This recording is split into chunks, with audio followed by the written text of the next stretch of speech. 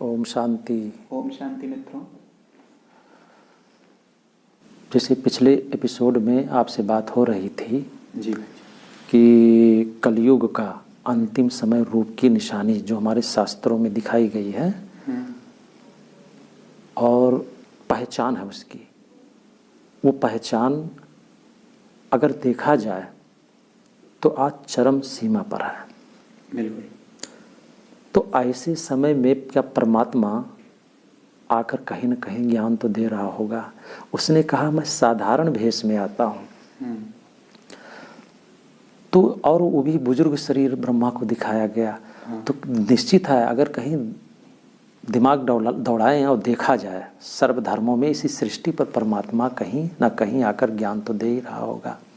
क्योंकि कहा मुझे जो है बिरले ही जान पाएंगे, कोटों में कोई जान सकता, गीता में दिया गया है कि मुझे मेरे द्वारा सुनाए गए ज्ञान के द्वारा ही जाना जा सकता है। इस ज्ञान को सुनने के बाद अनेक धर्म के लोग यहाँ आकर और उसको समझने का प्रयास कर रहे हैं और परमात्मा से मिलन भी मना रहे हैं। और उनका दौड़ना भटकना ये सब छूट गया है। क्योंकि जब सत्य मिल जाता है तो मन बुद्धि भी स्थिर हो जाती है और जीवन पवित्रता की तरफ बढ़ता है। इच्छाएं अपेक्षाएं खत्म होने लगती है और जीवन भी उत्थान की तरफ बढ़ता है। कौन सी उत्थान?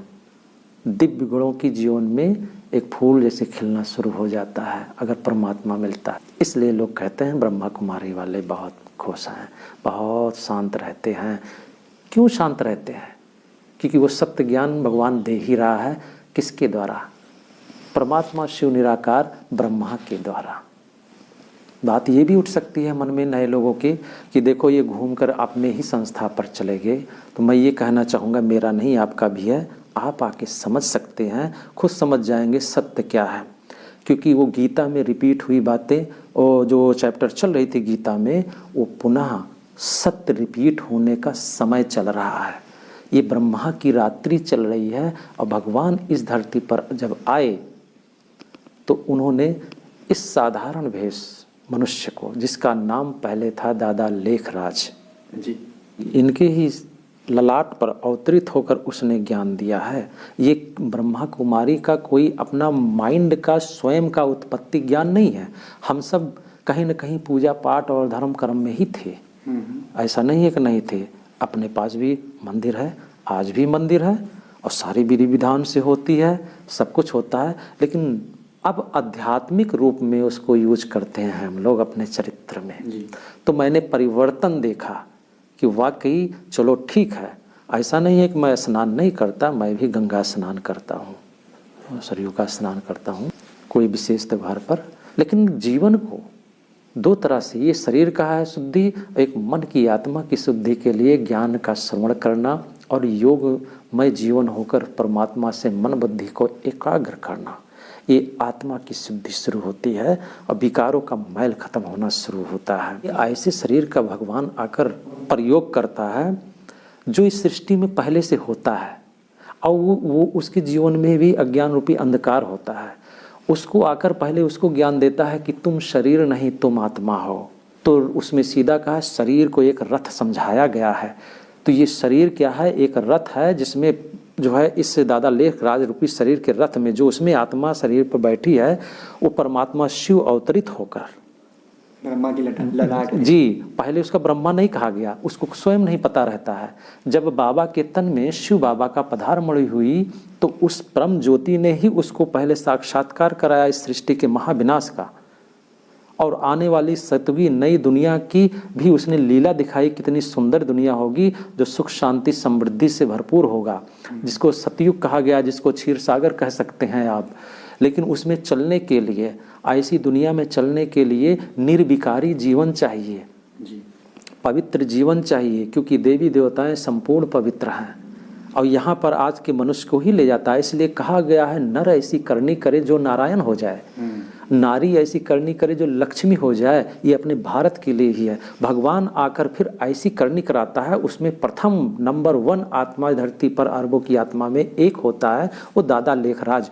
शरीर तो बुजुर्ग है, किसी धर्म जाति में है उससे मतलब नहीं है, लेकिन जो आत्मा होती है वो सतयुग की प्रथम आत्मा होती है। ठीक है, उसको ब्रह्मा को स्वर्ग में कहीं नहीं दिखाया गया है, उसको आसमान में दिखाया गया। भगवान आकर उसको ऐसा ज्ञान देते हैं उसकी ललाट पर बैठकर कि सर्व शास्त्रों का रहस्य समझा देते हैं जो आप सुन रहे हैं इतने दिन से। ये उसी का सुनाया हुआ रहस्य है। दादा लेखराज ये भी जो है गीता के जो है पाठी थे और बिना गीता पढ़ लिए पानी नहीं पीते थे। अच्छा। जी हाँ, और अपने पॉकेट में हर वक्त गीता रखते थे। नारायण के विष्णु के बहुत बड़े भक्त थे। ये सन 36 में शिव परमात्मा का आपके शरीर में पधार मड़ी हुई और इन्होंने 12 गुरु किए थे। अच्छा।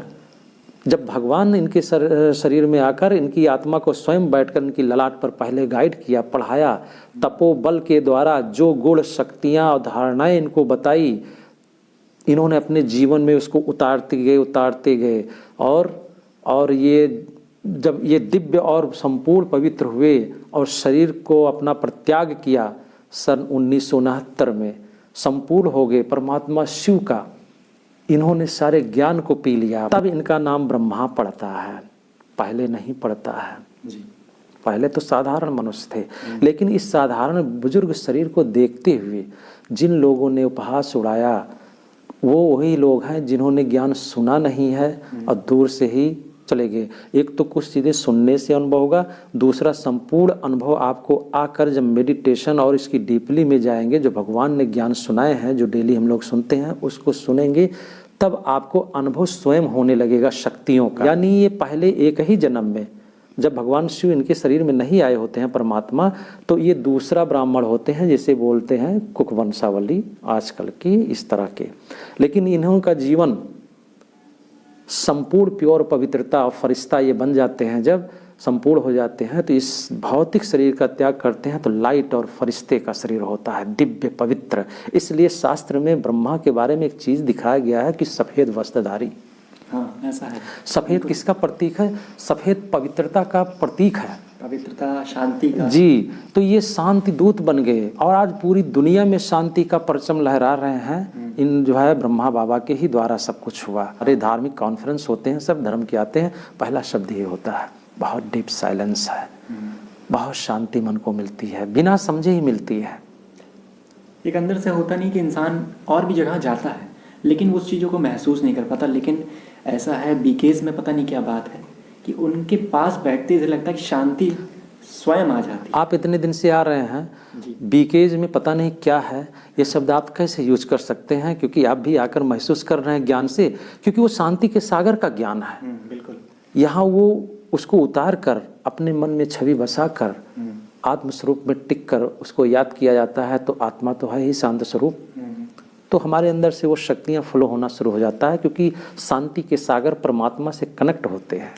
योग की बात, जो हम लोग भटक गए थे अपनी राह से, हमें एक जब सही मार्गदर्शक मिल जाता है तो कहीं ना कहीं हमारा जीवन सफल हो जाता है। निश्चित है। इसलिए हम लोग भटकन से कहीं अब फिर से ना अटक जाएं कहीं पर रास्ते में। इस पूरी थ्योरी को बहुत समझदारी से समझ कर आगे बढ़ना है। इसके लिए आगे नेक्स्ट चैप्टर में हम आपसे फिर से मिलेंगे। ब्रह्मा के बारे में अभी बहुत सारे रहस्य हैं, बहुत ही मनोरम रहस्य हैं कि हमारे शास्त्रों में कितने रहस्य भरे हैं, हम ये भी समझ सकते हैं। अब उस शास्त्रों को मुझे रहस्य और आध्यात्मिक रहस्य को जानते हुए अभ्यास करना है, जानते हुए समझ कर बुद्धिमानी से और विवेक युक्त होकर अपने जीवन में प्रयोग करते रहना है। जीवन दिव्य और पवित्र हो जाएगा। ओम शांति। ओम शांति भाइयों बहनों। अब हमें दीजिए इस कार्यक्रम से इजाज़त, ज्ञान की पाठशाला से। आप अपना प्यार इसी तरह हमें देते रहिए और हमारे हर एक चैप्टर को बहुत ही डीपली से सुनिए और अपने कमेंट्स भी भेजिए। ओम शांति।